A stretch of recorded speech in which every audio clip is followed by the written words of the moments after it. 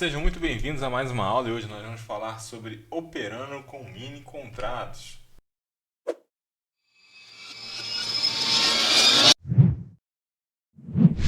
Lembrando que essa nossa aula é aquele meu diário, né? Aquele diário de bordo do passado e eu estou trazendo a prática para vocês com essas dicas. Nas operações com mini contratos de índice dólar, não operar na quantidade máxima de contratos que a sua margem pode pagar. Por exemplo, se você tiver R$ 1.000 na sua conta na corretora e a margem garantia por contrato de mini índice for de R$ 50, em tese você poderia operar com pelo menos uns 15 mini contratos, mas nunca faça isso. Como o nosso objeto de estudo é o gráfico de Renko, então operando com um tamanho de 21 no índice, significa dizer que a cada 100 pontos temos a formação de um novo box, quer seja verde ou vermelho, né, operando com esses R$ 1.000 na sua conta, né? Então você poderia operar, teoricamente, com esses 15 mini contratos, né? Significa dizer, então, que se você acertar um movimento de 100 pontos, né, você vai colocar no bolso a bagatela aí de R$ 300. Ou seja, 30% de lucro, que também é o seu prêmio de risco por trade. Se você tomar um stop de 300 pontos, você está fora do jogo, ou seja, você zera a sua conta. O ideal e mais racional é que você esteja exposto, tá, em no máximo 5% da sua margem por contrato. Ou seja, com R$ 1.000 você pode e deve operar apenas um mini contrato. Operando no limite da sua margem na corretora, caso o mercado seja alimentado por uma notícia inesperada e volte contra a sua posição, você não vai conseguir mover seu stop loss e vai ser arrebentado pelo mercado. Além do robô da corretora zerar a sua posição e você pagar caro por isso em taxas de corretagem. Uma posição aceitável seria no máximo um mini contrato a cada R$ 500. Trade na prática. Operar na plataforma se mostrou mais eficiente do que no home broker ou no mobile, né, no celular. O fechamento do pregão tende a seguir a direção da previsão do ajuste, nós já vimos isso. Colocar as entradas e saídas conforme book de ofertas, nunca entrar no fogo do movimento. Procurar um pivô de alta, um boxe azul próximo à mínima do dia para operações de compra. Procurar um pivô de baixa, um boxe amarelo próximo à máxima do dia para operações de venda. Preferencialmente operar a favor da tendência, ainda mais se for um trade iniciante. Fazer estudos após o fechamento do pregão, fazendo marcações, né, para o pregão do dia seguinte com máxima do dia, mínima do dia, possíveis regiões de suporte e resistência. Verificar também se esses níveis de preço estão próximos a alguma marcação de pivô, VWAP, ajuste, MMA de 200 e etc. Procurar entradas sempre a favor da tendência, na direção apontada pelo pivô de Renko, né, que é o boxe azul e amarelo, ou outro nível de preço que seja importante. O cruzamento de médias de 5 e de 20 tem se mostrado muito assertivos aí no Renko 15R. Tá? 5 cruzou para cima da 20, bom indicativo de compra, e ao contrário também é verdadeiro, cruzou para baixo, de venda. Operar rompimentos da faixa de abertura é uma operação interessante, desde que você observe o seguinte: quando a faixa de abertura é muito larga, por exemplo, 80% da faixa diária do último mês, ou seja, da VWAP mensal, é provável que ela determine a máxima ou a mínima do dia. Os extremos do book de ofertas fornecem dois bons níveis de suporte e resistência. Fiquem atentos também ao book. E vamos a um pequeno dicionário, né? A gente está falando de para quem está começando nas operações. Se você já sabe, pode passar.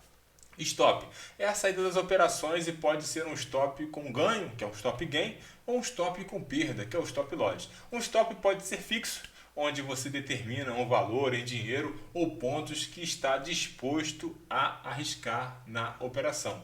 Mas o stop também pode ser técnico, tendo por base o uso de indicadores, suporte e resistência. Então, utilizando no caso o Trade System, né, o TradeView Pro, seu stop na compra fica na extremidade inferior da sombra do box azul e na venda na extremidade da sombra do box amarelo. Então, é um stop técnico.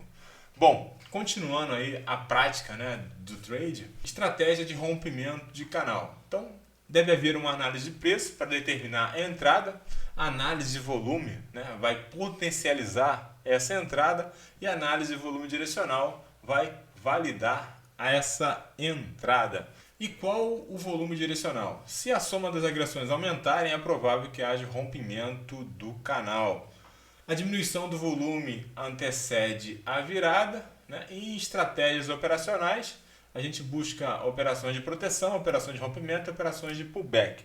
Não fiquem preocupados com isso, porque a regra de coração 3M Pro R, todos esses conceitos, né, estão contidos na programação dessa regra. Por isso que você tem essas cores, né, que vão indicar volume, saldo de volume, né, que vão indicar o saldo das agressões e os pivôs, tá?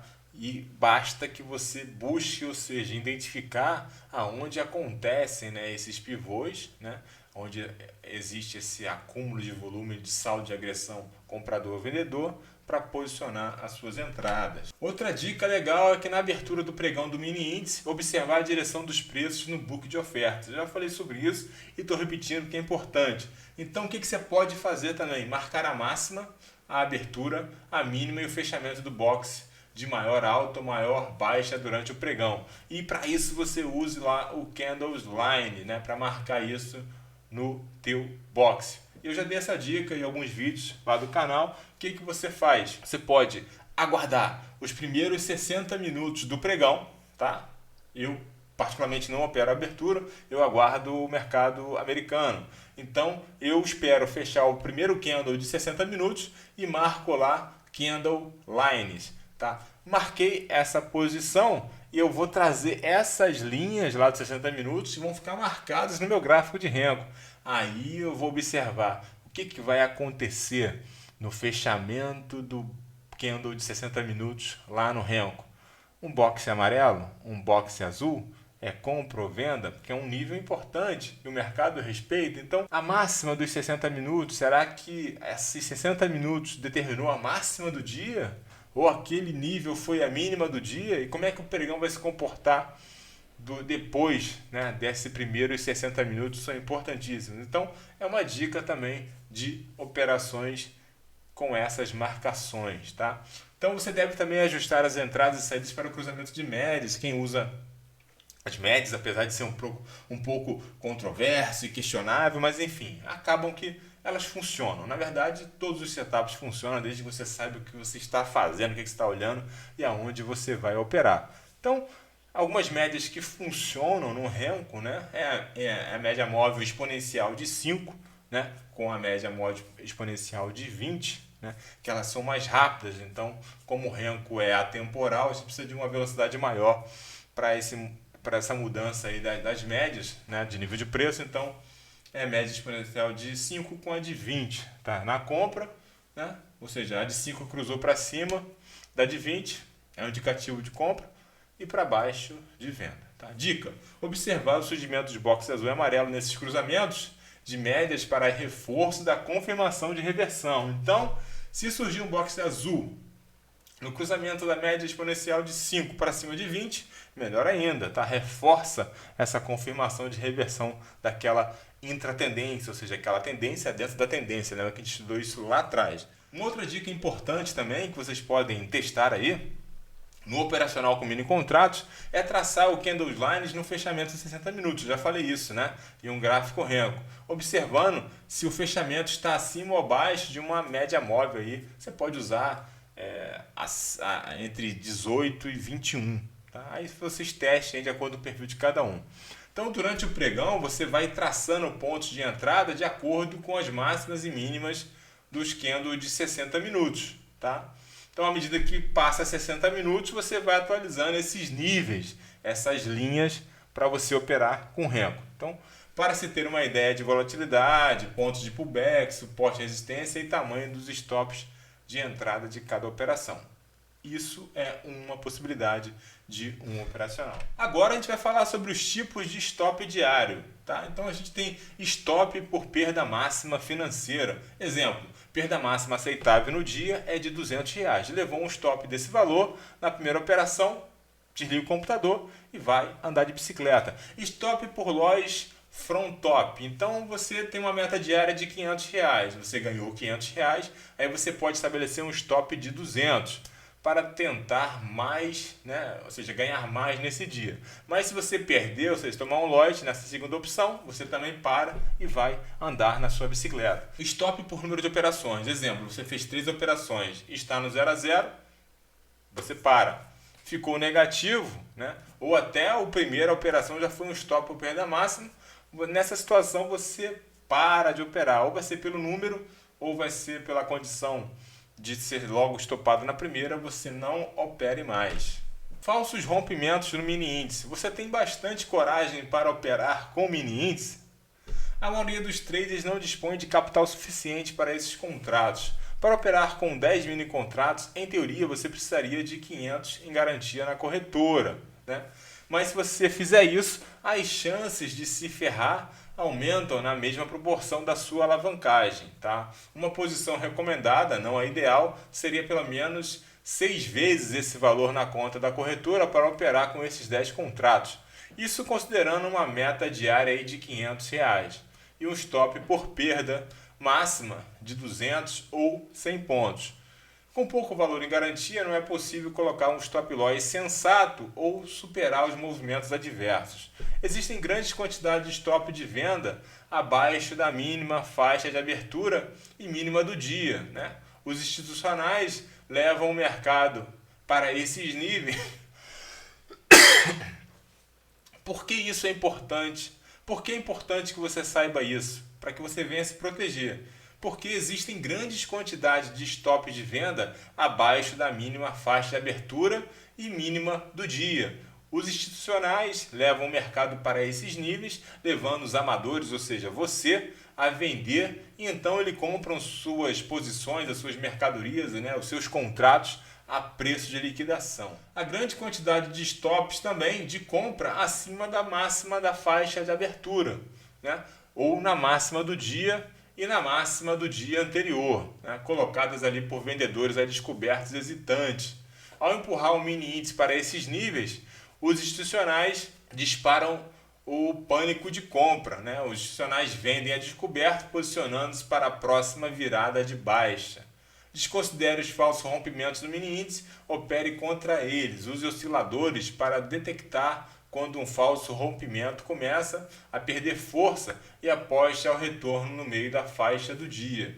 É por isso que a gente usa o estocástico lento no Renko, para evitar essas armadilhas dos institucionais. Com relação ao tamanho das operações, para você que está começando, comece a operar com um contrato até que em 2 semanas, com mais dias positivos do que negativos, aumente para 2 contratos. Na semana seguinte, caso a semana for de dias negativos maiores do que positivos, volte a operar com um contrato. Quando o nível de risco sobe, nosso desempenho cai. Anotem isso aí. Operar em excesso significa, entre outras coisas, realizar operações grandes demais para seu nível de experiência, conhecimento e segurança. Os maus traders de futuros, né, dos mini contratos, procuram corretoras com a mais baixa exigência de margem. Anotem isso também.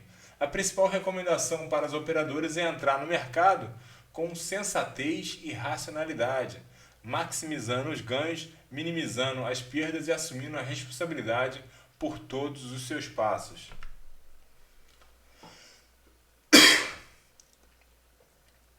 Você tem um plano de ação para operar?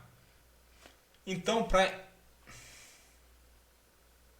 iniciar o dia sabendo qual ativo operar e como operar esse ativo. As boas operações devem saltar dos gráficos e gritar: aqui estou, aproveite-me, né? Não buscar desafios, mas sim maneiras de ganhar dinheiro. A melhor hora para pesquisar é à noite, né? Quando os mercados estão fechados e você pode analisá-los com tranquilidade. Pensar, verificar outros índices, ações, indicadores, para então decidir comprar e vender a descoberto ou ficar de fora, né? Isso no caso nas operações de swing trade, né? Se você for operar no mercado à vista, né, das ações, mas serve também para os mini contratos no sentido de que você deve fazer um estudo de fechamento para planejar as suas operações no dia seguinte. Para alcançar o sucesso nas operações de mercado, você precisa de confiança e cuidado. Confiança e humildade são fundamentais para surfar uma tendência ou conformar-se com pequenos prejuízos. Outra coisa interessante é você aprender sobre o comportamento de mercado. Primeiro, deve-se operar sempre a favor da tendência. É recomendado esperar pelo menos até as 10h30, né, quando a Bolsa Brasileira e mercados americanos já estão abertos. Os preços respeitam níveis de ajuste, né? Então tem lá o indicador Pre-Ocult, né? Os preços respeitam níveis de ajustes passados. Você pode usar aí o indicador Pre-Ocult para ter esses níveis. Na alta, um ajuste anterior serve como resistência e na baixa, um ajuste anterior serve como suporte. Não operar fora do seu operacional. Vícios mortais no day trade. Montar operações antes das 10h30. Operar contra a tendência primária e fazer scalp contra a tendência. Bom, isso aí foi a nossa aula de hoje. E eu aguardo vocês aí na próxima aula. Espero que tenha contribuído com o desenvolvimento. Bons trades a todos e até breve.